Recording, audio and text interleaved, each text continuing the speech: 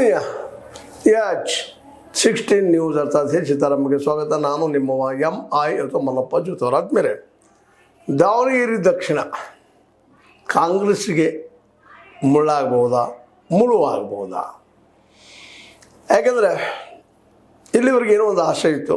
ಸಾದಿಕ್ ಪೈಲ್ವಾನರು, ಶಾಮೂರ್ ಶಿವಶಂಕರಪ್ಪನವ್ರಿಗೆ ಅತ್ಯಂತ ಬೇಕಾದಂಥವ್ರು, ಅವ್ರ ಜೊತೆಗೆ ಕೂಡಿ ರಾಜಕೀಯ ಮಾಡಿದಂಥವ್ರು, ಮೋಸ್ಟ್ಲಿ ಹಿಂದೆ ಸರಿಬಹುದು ಅನ್ನೋದು ಭಾಳಷ್ಟಿತ್ತು. ರೂಮರ್ಸ್ ಸಾಕಷ್ಟಿದ್ದು, ಹಿಂದೆ ಸರಿದ್ರು ಅನ್ನೋಂಥ ಮಾತುಗಳು ಬಂದು ಕೆಲವೊಂದು ಮೀಡಿಯಾದಲ್ಲಿ ಅದು ಪ್ರಚಾರವೂ ಆಯಿತು. ಪ್ರಸಾರ ಈಗ ಕ್ಲಿಯರ್ ಆಗ್ತಾ ಇದೆ. ಟೈಮ್ ಮುಗಿದಂಗೆ ಸಾದಿಕ್ ಅವರು ಇಲ್ಲ, ನನ್ನ ಕೈಯಲ್ಲಿ ಏನೂ ಇಲ್ಲ, ನಮ್ಮ ಹಿರಿಯರು, ನಮ್ಮ ಸಮಾಜದ ಬಂಧುಗಳು, ನಮಗೆಲ್ಲರೂ ಇವತ್ತು ನಿರ್ಧಾರ ಮಾಡಿದ್ದಾರೆ ಅದನ್ನು. ಇಲ್ಲಪ್ಪ, ಇಡೀ ಮುಸ್ಲಿಂ ಸಮುದಾಯಕ್ಕೆ ಕಾಂಗ್ರೆಸ್ ಇದು ಮೋಸ ಮಾಡಿದ. ಸ್ವತಂತ್ರವಾದ ಮೀಡಿಯಾಗೆ ಬೇಕಾಗಿರುವುದು ಸ್ವತಂತ್ರ ಧ್ವನಿ. ಆ ಸ್ವತಂತ್ರ ಧ್ವನಿ ಉಳಿಸಲು ನೀವು ಮಾಡಬೇಕಾದದ್ದು ಇಷ್ಟೇ. ಅದೇನಪ್ಪಾ ಅಂತಂತಂದ್ರೆ, ನಿಮ್ಮ ಕೈಲಾದಷ್ಟು ಸಹಾಯ ಈ ಚಾನಲ್ಗೆ ಮಾಡಿ ಹಾಗೂ ನಿಮ್ಮ ಧ್ವನಿಯನ್ನು ಕಾಪಾಡಿಕೊಳ್ಳಿ. ಇಲ್ಲಿ ಭಾಳ ಸುಂದರವಾಗಿ ಈ ಒಂದು ನಮ್ಮ ಮುಸ್ಲಿಂ ಸಹೋದರರು ಸಹಿತ ಗೇಮ್ ಮಾಡ್ತಾ ಇದ್ದಾರೆ. ಕಾಂಗ್ರೆಸ್ನ ಟಾರ್ಗೆಟ್ ಮಾಡ್ತಾ ಇದ್ದಾರೆ ಶಾಮೂರ್ ಶಿವಶಂಕರಪ್ಪನವ್ರು. ಯಾಕಂದ್ರೆ ಶಾಮೂರ್ ಶಿವಶಂಕರಪ್ಪನ ಮಗ SS ಮಲ್ಲಿಕಾರ್ಜುನ್ ಈಗಾಗಲೇ ಅಲ್ಲಿ ಪವರ್ಫುಲ್ ಇದ್ದಂಥವರು, ದಾವಣಗೆರೆಯಲ್ಲಿ ರಾಜಕೀಯವಾಗಿ ಪ್ರಬುದ್ಧರು, ಆರ್ಥಿಕವಾಗಿ ಪ್ರಬುದ್ಧರು. ಅವರನ್ನು ಟೀಕೆ ಮಾಡೋದು ಕಾಂಗ್ರೆಸ್ನ ಟಾರ್ಗೆಟ್ ಮಾಡ್ತಾ ಇದ್ದಾರೆ. ಹೀಗಾಗಿ ಕಾಂಗ್ರೆಸ್ಸಿಗೆ ಯಾವುದೋ ಒಂದು ಕಾರಣಕ್ಕಾಗಿ ಮಲ್ಲಿಕಾರ್ಜುನ್ ಅವರ ಒತ್ತಡಕ್ಕೊಳಗಾಗಿಯೋ, ಲಿಂಗಾಯತ್ ಲಾಬಿ ಒತ್ತಡಕ್ಕೊಳಗಾಗಿಯೋ, ಈಶ್ವರ ಖಂಡ್ರೆ ಅವರ ಒತ್ತಡಕ್ಕೊಳಗಾಗಿಯೋ, DKC ಅವರ ಒತ್ತಡಕ್ಕೊಳಗಾಗಿಯೋ, ಒಟ್ಟಾರೆಯಾಗಿ ಈ ಸಮರ್ಥ ಟಿಕೆಟ್ ಕೊಟ್ಬಿಟ್ಟಿದ್ದಾರೆ. ಇವತ್ತು ಇದನ್ನು ಕೊಟ್ಟು ತಪ್ಪು ಮಾಡಿತಾ ಅನ್ನುವಂಥದ್ದು ಒಂದು ದೊಡ್ಡ ಪ್ರಶ್ನೆ. ಯಾಕಪ್ಪ ಅಂತಂದ್ರೆ, ಈ ಒಂದು ಚುನಾವಣೆ ನಿಜವಾಗಿಯೂ ಕಾಂಗ್ರೆಸ್ಸಿಗಂತೂ ಸತ್ತು ಪರೀಕ್ಷೆ ಇವತ್ತು. ಅವು ಈ ಸಂದರ್ಭದಲ್ಲಿ ಒಂದು ಗಟ್ಟಿ ನಿರ್ಧಾರ ತೆಗೆದುಕೊಳ್ಬೇಕಾಗಿತ್ತು. ಸಮರ್ಥ ಅವರಿಗೆ ಇನ್ನೂ ಟೈಮ್ ಇದೆ, ವಯಸ್ಸದ. ಮುಂದಿನ ಚುನಾವಣೆಯಲ್ಲಿ ಅವಕಾಶ ಮಾಡಿಕೊಟ್ರೆ, ಇವತ್ತು ಮುಸ್ಲಿಮರಿಗೆ ಅವಕಾಶ ಕೊಟ್ಟಿದ್ರೆ ಗೆಲುವು ಸುಲಭ ಆಗ್ತಿತ್ತು ನಾವು ದಕ್ಷಿಣ ಈ ದಾವಣಗೆರೆದು. ಬಟ್ ಇವತ್ತಿನ ವ್ಯವಸ್ಥೆ ಹೆಂಗದಪ್ಪ ಅಂತಂದ್ರೆ, ಇಲ್ಲಿ ಗೆಲ್ಲುವಂಥವ ಈಗ ಒಂದು ಸಾಮಾನ್ಯ ಏನಾಗಿಬಿಟ್ಟದ ರೂಲ್ಸ್ ಅಂತಂದ್ರೆ, ರಾಜಕೀಯದಲ್ಲೇ ಗೆಲ್ಲುವ ಅಭ್ಯರ್ಥಿ ಕೊಡೋದು ಅಂತೇಳಿ. ಈಗ ಮೇಲ್ನೋಡ್ಲಿಕ್ಕೆ ಸಮರ್ಥ ಗೆಲ್ಲುವ ಅಭ್ಯರ್ಥಿ, ಆರ್ಥಿಕ ಬಲಿಷ್ಠದನ, ದುಡ್ಡು ಹಸ್ತಾನ, ಮತ್ತೊಂದು ಮಾಡ್ತಾನೆ ಅನ್ನೋದು ಭಾವನೆ ಇರ್ಬೋದು ಕಾಂಗ್ರೆಸ್ ಅಂತಲ್ಲ. ಮತ್ತು ಅವರು ಈಗಾಗಲೇ ದಾವಣಗೆರೆಯಲ್ಲಿ ಡಾಮಿನೆಂಟ್ ಇದ್ದಾರೆ. ಮತ್ತು ಪ್ರತಿಯೊಬ್ಬ ಅಲ್ಲಿ ಮತದಾರರ ಜೊತೆ ಸಂಪರ್ಕದಲ್ಲಿದ್ದಾರೆ. ಮತ್ತು ಇಲ್ಲಿವರೆಗೆ ಗೆಲ್ಲುತ್ತಾ ಬಂದಿದ್ದಾರೆ. ಮತ್ತು ಈಗಾಗಲೇ ಶಾಮೂರವರು ದೊಡ್ಡ ಸಾಮ್ರಾಜ್ಯವನ್ನು ದಾವಣಗೆರೆಯಲ್ಲಿ ಕಟ್ಟಿದ್ದಾರೆ. ಅವರು ವಿರೋಧ ಹಾಕೊಳ್ಳೋದು, ಜೊತೆಗೆ ಕಟ್ಟರ್ ಕಾಂಗ್ರೆಸ್ಸಿಗರು, ಜೊತೆಗೆ ಲಿಂಗಾಯತ್ ಲಾಬಿಯ ಲೀಡರು, ಇವೆಲ್ಲರೂ ಕೌಂಟ್ ಮಾಡಿ ಹೈಕಮಾಂಡ್ ಆಗಿರ್ಬೋದು, ಅಥವಾ ಸಿದ್ದರಾಮಯ್ಯವರಾಗಿರ್ಬೋದು, DKC ಅವರಾಗಿರ್ಬೋದು, ಟಿಕೆಟನ್ನು ಸಮರ್ಥರಿಗೆ ಕೊಟ್ಟಿದ್ದಾರೆ. ಆದರೆ ಇವತ್ತೇನಾಗ್ಯದಪ್ಪ ಅಂತಂದ್ರೆ, ದಕ್ಷಿಣ ದಾವಣಗೆರೆಯಲ್ಲಿ ಇವತ್ತಿಗೆ 75,000 ಮತದಾರ ಇದ್ದಿದ್ದು ಇವತ್ತು 80,000 ಅಂತ ಹೇಳ್ತಾ ಇದ್ದಾರೆ. 80,000 ಮತದಾರರು, ಲಿಂಗಾಯತರು 35-40,000 ಮತದಾರರು, ಎಷ್ಟು ಡಿಫ್ರೆನ್ಸು ಅಂತ. ಈ ಒಂದು ಮಾತ್ರ ಸತ್ತಿಲ್ಲ. ಸಪೋಸ್ ಏನಾದರೂ ಮುಸ್ಲಿಮ್ಸ್ ಎಲ್ಲರೂ ಒಂದಾಗಿ ಒಬ್ಬ ವ್ಯಕ್ತಿಗೆ ಮತದಾನ ಮಾಡಿದರೆ ನಿಶ್ಚಿತವಾಗಿಯೂ ಸಮರ್ಥರಿಗೆ ಅವಕಾಶ ಇಲ್ಲ, ಕಾಂಗ್ರೆಸ್ಗೆ ಅವಕಾಶ ಇಲ್ಲ ಅನ್ನುವಂಥದ್ದು. ಅದೇ ಕಾಲಕ್ಕೆ ಸಾದಿಕ್ ಪೈಲ್ವಾನರಾದರೂ ಸಹಿತ ಗೆದ್ದ ಮೇಲೆ ನಾ BJP ಹೋಗ್ತಾರೆ ಅನ್ನುವಂಥ ಮಾತು ಅವ್ರು ಮಾತಾಡ್ತಾ ಇಲ್ಲ. ಹೀಗಾಗಿ ಇದು ಭಾಳ ಗಮನಿಸಬೇಕಾದ ಮಾತಾಗಿದೆ. BJPಗೆ ಮತ್ತು ಇದು ಕಾಂಗ್ರೆಸ್ಸಿಗೆ ಮತ್ತೆ ಮರಳಿ ಹೋಗ್ಬೋದು ಅನ್ನುವಂಥ ಮಾತು ಮಾತಾಡಿದ್ದಾರೆ ಅವರು. ಅಂದ್ರೆ ಶಾಮೂರ್ ಅವ್ರ ಜೊತೆ ಬೆಳೆದು ಬಂದಿದ್ದೀವಿ ನಾವು. ನಮಗೆ ಮೋಸ ಆಯ್ತು ನಮ್ಮ ಸಮುದಾಯಕ್ಕೆ, ನಮ್ಮ ಜನಾಂಗಕ್ಕೆ. ಅದಕ್ಕೆ ನಾವು ನಿಲ್ತಾ ಇದ್ದೀವಿ. ಒಂದು ರೀತಿ ಸಾಂಕೇತಿಕ ಪ್ರತಿಭಟನೆ ಆದರೂ ಸಹಿತ ನಂತರದಲ್ಲಿ ಕಾಂಗ್ರೆಸ್ ಹೋಗುವಂಥ ಮಾರ್ಗವನ್ನು ಇಟ್ಕೊಂಡಿದ್ದಾರೆ ಅಂತೇಳಿ ಇವತ್ತು ಅನ್ನಿಸ್ತಾ ಇದೆ. ಆದರೆ ಇದು ಎಷ್ಟು ಮಟ್ಟಿಗೆ ಯಶಸ್ವಿ ಆಗ್ಬೋದಲ್ಲೇ ಅಂತ.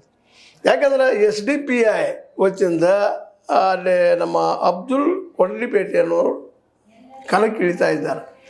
ಇವರು ಸಹಿತ ಸಾಕಷ್ಟು ಹೋರಾಟ ಮಾಡಿದವರು, ಗೌರಿ ಲಂಕೇಶ್ ಜೊತೆ ಗುರುತಿಸಿಕೊಂಡವರು. ಲಂಕೇಶ್ ಪತ್ರಿಕೆ ವಿಶೇಷವಾಗಿ ಇಲ್ಲಿಯ ಕೋಮುವಾದಿಗಳ ವಿರೋಧವಾಗಿ ಬೆಳೆದು ಬಂದಂಥದ್ದು, ಅದು ನಾವು ಸುಳ್ಳೇನಲ್ಲ.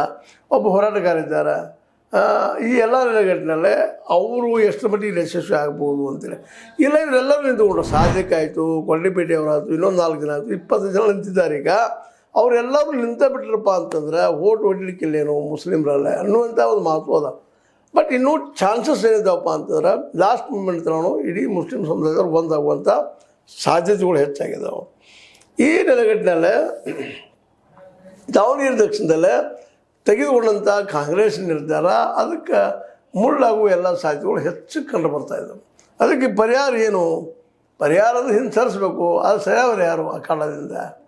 ನೀವೇ ಸರಿಯಪ್ಪ ಅನ್ನೋಷ್ಟು ಮಟ್ಟಿಗೆ ಇವತ್ತು ಸಾದಿಕ್ ಪೈಲ್ವಾನ್ ಆಯ್ತು, ಅಫ್ಜಲ್ ಕೊಡ್ಲಿಪೇಟೆ ಅವರಾಯ್ತು, ಇವೆಲ್ಲ ಇವತ್ತು ವಾದ ಮಾಡ್ತಾ ಇದ್ದಾರೆ. ಮತ್ತು ಅವ್ರು ಕೇಳೋದ್ರಲ್ಲೂ ಅರ್ಥದರಿಲ್ಲ ಅಂತಲ್ಲ. ಈ ಹಿಂದಾದರೂ ನಮ್ಮ ಶಾಮನೂರವರು ಅವ್ರಿಗೆ ಹೇಳಿದರು, ಇಲ್ಲ ನೆಕ್ಸ್ಟ್ ಚುನಾವಣೆ ನೀವು ನಿಲ್ಲುವನಂತಪ್ಪ ಅಂತೇಳಿ. ಅದೇನು ಟೈಮ್ ಬಂದಿತ್ತು, ಕೊಡಬೇಕಾಗಿತ್ತು ನಾವು ಕಾಂಗ್ರೆಸ್. ಹೀಗಾಗಿ ಬಿ ಜೆ ಪಿಗರಿಗೆ ಇದೊಂದು ಅವಕಾಶ ಒದಗಿ ಬಂದದ್ದು. ಅದರಲ್ಲೂ ನಮ್ಮ ಯಡಿಯೂರಪ್ಪನವರಿಗೆ ಕ್ಷೇತ್ರವನ್ನು ಗೆಲ್ಲಿಸಿಕೊಟ್ರೆ, ಅದರಲ್ಲೂ ಬಿ ಜೆ ಪಿ ಗೆದ್ದು ಬಂತಪ್ಪ ಅಂತಂದ್ರೆ ನಿಶ್ಚಿತವಾಗಿಯೂ ಆ ಕಡೆ ಯಡಿಯೂರಪ್ಪನಿಗೆ ಹೋಗುವಂಥ ಅದರಲ್ಲಿ ಎರಡು ಮಾತಿಲ್ಲ. ಯಾಕಂದ್ರೆ ಈಗಾಗಲೇ ಸಿದ್ದೇಶ್ವರ ಆಗಿರ್ಬೋದು, ಇನ್ನುಳಿದವರಾಗಿರ್ಬೋದು, ಅವ್ರ ವಿರೋಧಿಗಳು ಸಿದ್ದರಾಮಯ್ಯ ನಮ್ಮ ಏನಪ್ಪ ಅಂತಂದ್ರೆ ಯಡಿಯೂರಪ್ಪನ ವಿರೋಧಿಗಳಾದಂಥ ಇವರೆಲ್ಲರೂ ವಿಶೇಷವಾಗಿ ಯಡಿಯೂರಪ್ಪರ ವಿರೋಧಿ ಬಣ್ಣದ ಒಬ್ಬ ವ್ಯಕ್ತಿಗೆ ಇವತ್ತು ಟಿಕೆಟ್ ಕೊಡಿಸುವಲ್ಲ. ಅದು ನಿಮಗೆ ಗೊತ್ತದ ಶ್ರೀನಿವಾಸ್ ದಾಸ್ ಕರಿಯಪ್ಪ ಅವರಿಗೆ ಕೊಡಿಸುವಲ್ಲಿ ಯಶಸ್ವಿಯಾಗಿದೆ. ಹೀಗಾಗಿ ಅವ್ರಿಗೆ ಗೆಲ್ಲಿಸೋದ್ರಿಂದ ಸಹಜವಾಗಿ ವಿರೋಧಿ ಬಣ್ಣದವರು ಸಹಿತ ಮನಸ್ಸು ಗೆಲ್ಲೋದಕ್ಕೆ ಒಂದು ಯಡಿಯೂರಪ್ಪನವ್ರಿಗೆ ಹಾನಿ ಆಗುವ ಸಾಧ್ಯತೆ ಇದ್ದಾವೆ. ಆ ನೆಲೆಯಲ್ಲಿ ಏನಾದರೂ ಬಿ ಜೆ ಪಿ ಪ್ರಯತ್ನ ಮಾಡ್ತಾ ಇದ್ದಾನೆ ಅಥವಾ ಯಡಿಯೂರಪ್ಪರ ಬಿ ಜೆ ಪಿ ಪ್ರಯತ್ನ ಮಾಡ್ತಾ ಇದ್ದಾನೆ ಅನ್ನುವಂಥದ್ದು ಸಹಿತ ಕೇಳಿ ಬರ್ತಾಯಿದೆ. ಒಂದು ವೇಳೆ ಅಲ್ಲಿ ಗೆಲ್ಲಿಲ್ಲ ಅಂತಂದ್ರೆ ಅದು ಸಹಿತ ಒಂದು ಕೆಟ್ಟ ಪರಂಪರೆ, ಕೆಟ್ಟ ಹೆಸರು ಮಾಡ್ತಾರೋ ಅಲ್ಲಿ ಯಡಿಯೂರಪ್ಪನವರಿಗೆ ಸಾಧ್ಯ ಆಗ್ತದೆ ಅನ್ನುವಂಥದ್ದು.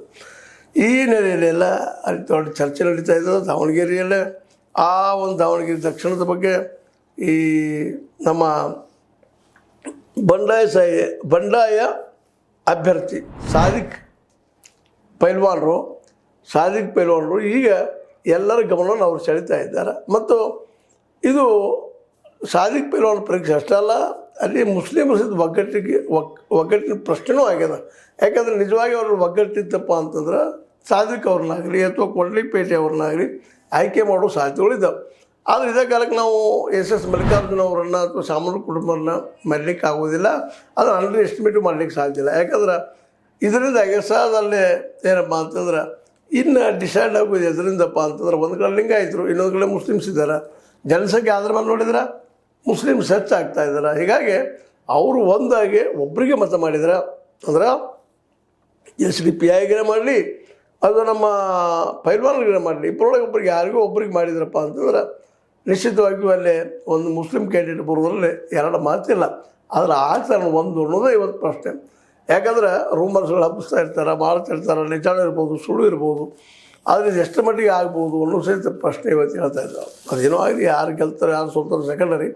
ಬಟ್ ದಾವಣಗೆರೆ ದಕ್ಷಿಣದಲ್ಲಿ ಕಾಂಗ್ರೆಸ್ ಗೆಲ್ಲಬೇಕು ಅನ್ನೋದು ಸಿದ್ದರಾಮಯ್ಯರ ಬೈಕೆ ಮತ್ತು DK ಅವ್ರ ಬೈಕಿನ ಹೋದು. ಜೊತೆಗೆ SS ಮಲ್ಲಿಕಾರ್ಜುನ ಅವ್ರಿಗೆ ಇದು ಸವಾಲ, ಗೆಲ್ಲಲೇಬೇಕಂತ ಅನಿವಾರ್ಯತೆ ಇವತ್ತು ಮಾಡಿದೆ. ಗೆಲ್ಲಬಹುದಾ ಅನ್ನುವಂಥ ಪ್ರಶ್ನೆ ಸಹಿತ ಕಾಡ್ತಾ ಇದ್ದಾವೆ. ಯಾಕಂದ್ರೆ ಜನಸಂಖ್ಯೆ ಕಡಿಮೆ ಇದೆ ಮತ್ತು OBC ಅವ್ರು ಎಷ್ಟು ಮಟ್ಟಿಗೆ ಮತ ಹಾಕ್ತಾರೋ ಗೊತ್ತಿಲ್ಲ. ಆದರೆ ಖರೀದಿ ಮಾಡ್ಕೊಳ್ಳೋ ಶಕ್ತಿ ಈ ನಮ್ಮ ಶಾಮನೂರು ಕುಟುಂಬಕ್ಕೆ ಅದ. ಹೀಗಾಗಿ ಗೆಲ್ಲುವ ಅವಕಾಶಗಳು ನಮಗೂ ಇದ್ದಾವೆ ಅನ್ನೋಂಥ ಮಾತುಗಳನ್ನ ಅವರು ಮಾತಾಡ್ತಾ ಇದ್ದಾರೆ. ಆದರೆ ಅಂದುಕೊಂಡಷ್ಟು ಸುಲಭವಾಗಿಲ್ಲ.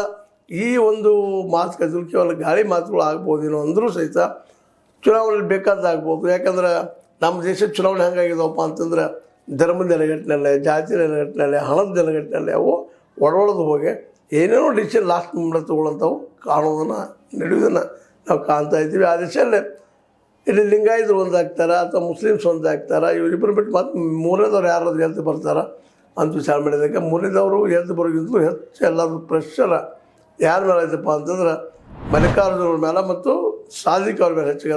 ಅದೇ ಕಾಲ ಕೊಡ್ಲಿಪೇಟೆ ಅವರು ಎಷ್ಟು ಮಟ್ಟಿಗೆ ಹೊರಗಿನ ಬಂದಂಥವ್ರು ಎಷ್ಟು ಮಟ್ಟಿಗೆ ಪ್ರಭಾವ ಆಗ್ತಾರೆ ಗೊತ್ತಿಲ್ಲ ಅಲ್ಲೇ.